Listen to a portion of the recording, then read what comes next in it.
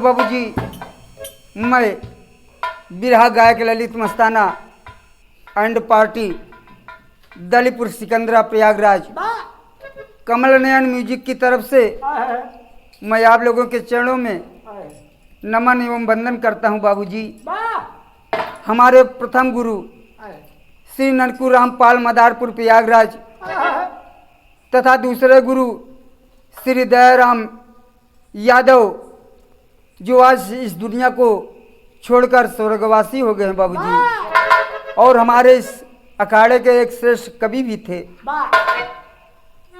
आज 23 जुलाई 2021 को बिरहा के शेरे हिंद कहे जाने वाले श्री लालजी लहरी भी इस दुनिया को छोड़कर स्वर्गवासी हो गए बाबूजी। आज मैं अपने गमगीन स्वरों से उनकी एक श्रद्धांजलि गीत आप लोगों के बीच भेज रहा हूं। आशीर्वाद चाहता हूं बाबूजी। कहना है मास्टर,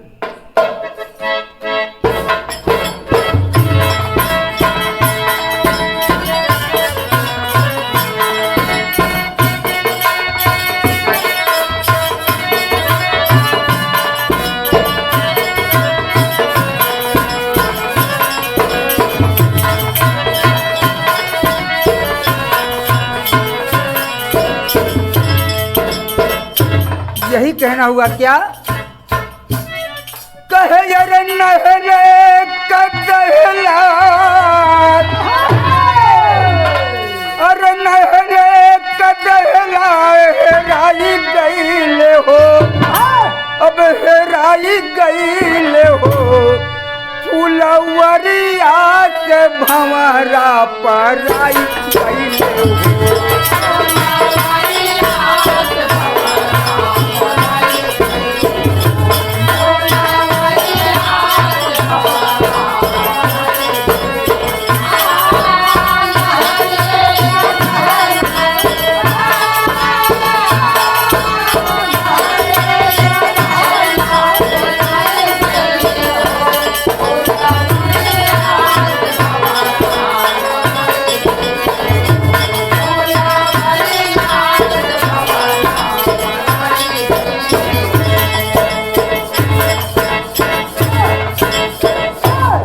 कोई भी कलाकार बाबूजी हमारे गुरुजी के सामने गीत जब गाता था तो हमारे गुरुजी के अंदर यह खूबी थी कि नहले पर दहला लगाने में नहीं चूकते थे।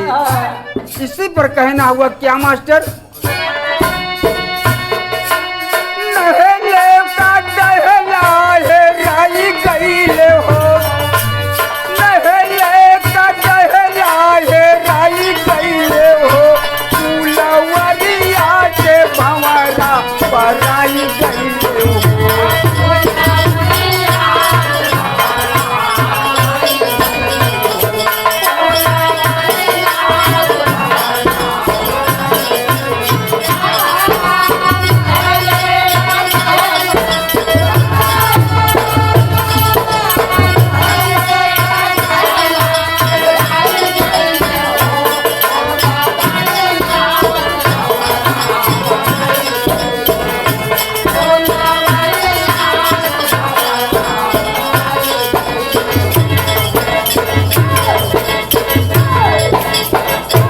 बाबूजी, हमारे गुरु श्री लालजी लहरी के अंदर कई खूबियाँ थी, कुछ का वर्णन हमारे कवि जी ने लिखा है, मैं व्यक्त कर रहा हूँ। कहना है मास्टर,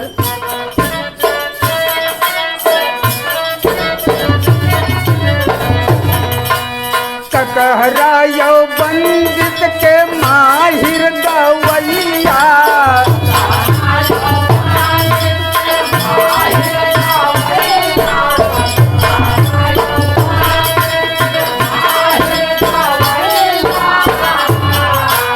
झूमर यो छंद का गावेला सवैया,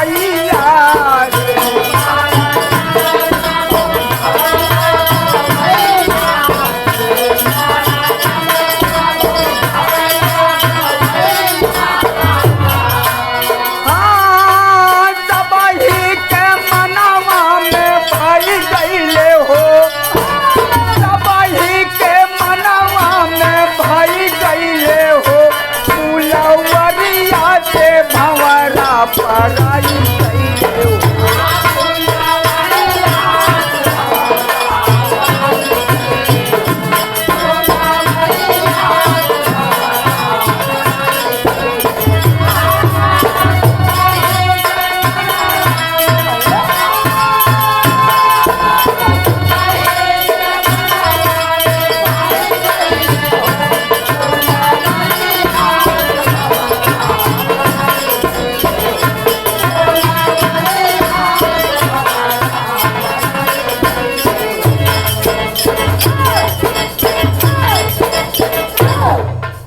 यदि कोई भी कलाकार हमारे गुरुजी के सामने एक शब्द फटका बोल देता था तो उसकी खैर नहीं रहती थी बाबूजी।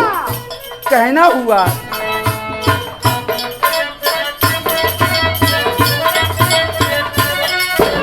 फटका के गवैयन को जमा करके पटका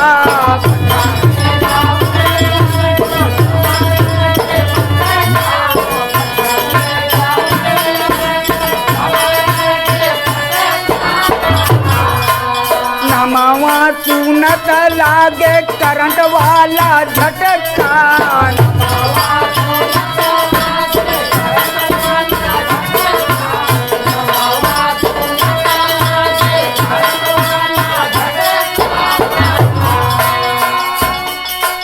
निचवा पीरितिया देखाई गईले हो, निचवा पीरितिया देखाई गईले हो।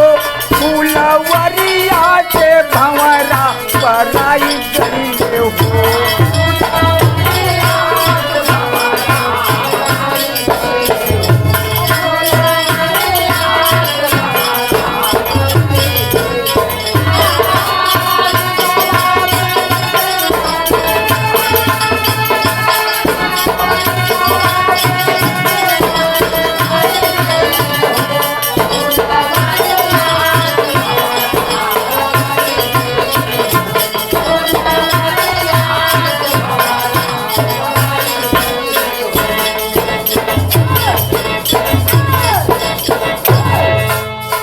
मंच के नीचे उतरने के बाद बाबूजी गायक को प्यार दुलार सम्मान भी दिया करते थे, लेकिन गीत पर गीत चढ़ाने में कोई समझौता नहीं करते थे। हमारे गुरुजी अपने अखाड़े और प्रयागराज के इस झंडे को बिरहा जगत में कभी झुकने नहीं दिया बाबूजी। आज वह धरती धन्य है जहाँ पर हमारे गुरुजी ने जन्म लिया था। कहना है मास्टर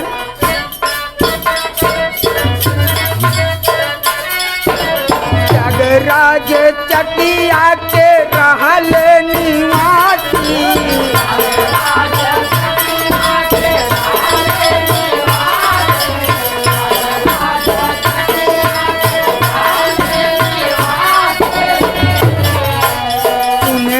मरन रोवै पूरे यूपी वासी।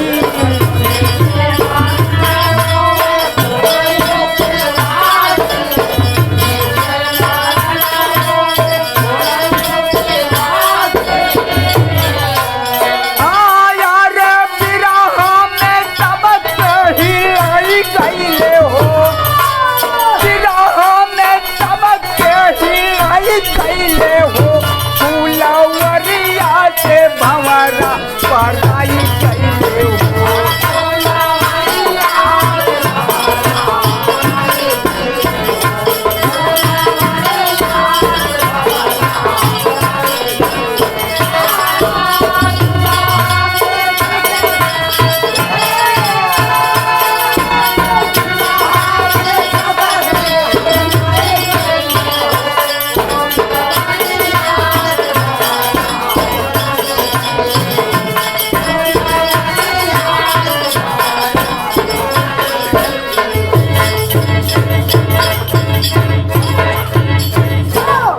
प्रयागराज चकिया के लोग इस बात पर गर्व करें बाबूजी कि कोई महापुरुष हमारे गांव घर परिवार में जन्म लिया था।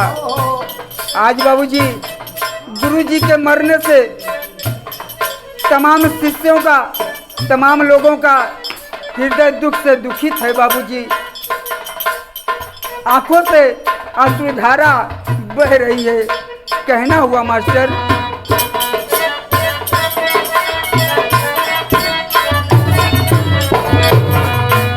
दुख से दुखित हृदय बहे अश्रुधारा,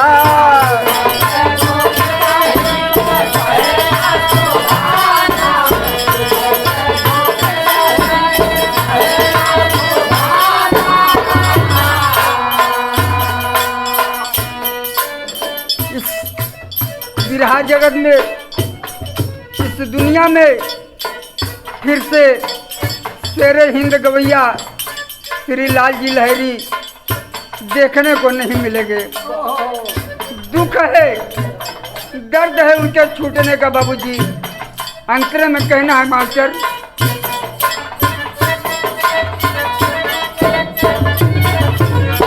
दुख से दुखित हृदय बहे अश्रुधारा,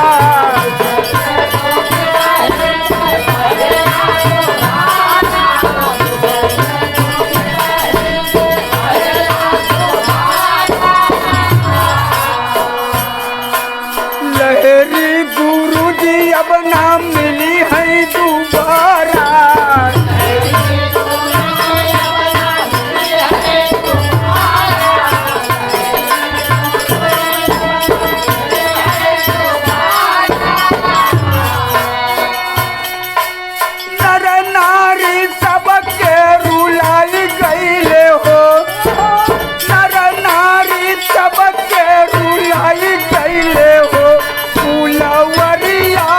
भंवरा पराई कैले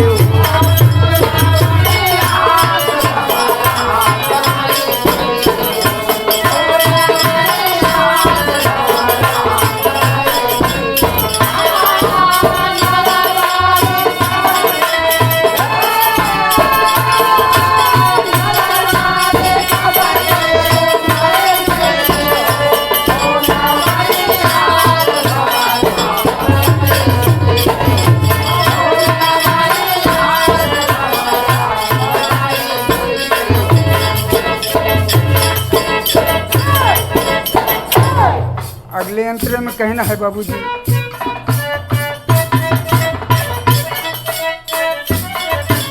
गुरु दया राम लहरी भये स्वर्गवासी,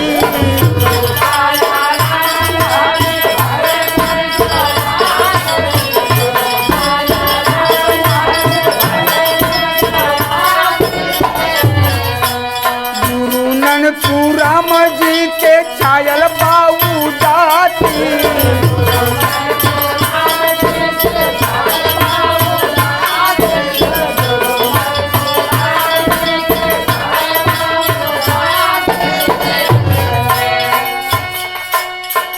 आज हमारे गुरु श्री ननकू राम पाल को उदासी छाई है बाबूजी।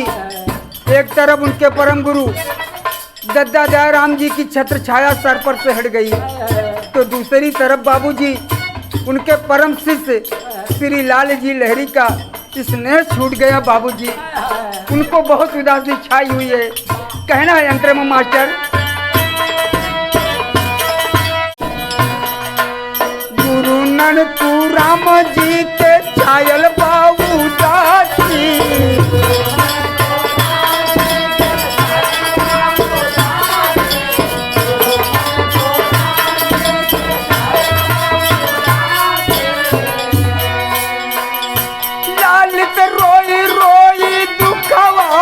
गाई गईले हो, लालित रोई रोई दुखवा में गाई गईले हो, फूलवारिया से भंवरा पराई गईले हो।